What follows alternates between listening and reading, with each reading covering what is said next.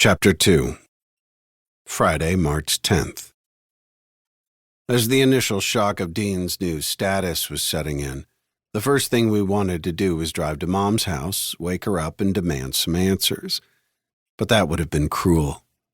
Instead, we wasted a few hours arguing over the why and wherefores of Dean's being adopted.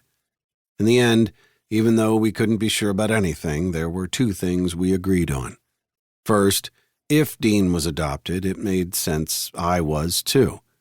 Second, we probably had the same birth parents.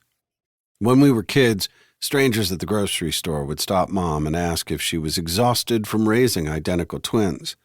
Dean's growth spurt at 10 stopped that, but we still looked like brothers. We both had green eyes, chestnut blonde hair, and the same prominent jawline.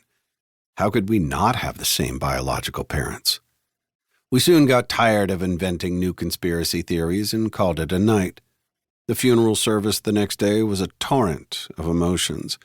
I vacillated between happy memories of the vacations the four of us took to various theme parks throughout the country and grief over the simple things I'd never do with my dad again, such as golfing or playing chess. I made it worse by beating myself up every 10 minutes for retrieving that letter. I should have left it alone. After the graveside service, Mom, Dean, and I hosted a luncheon.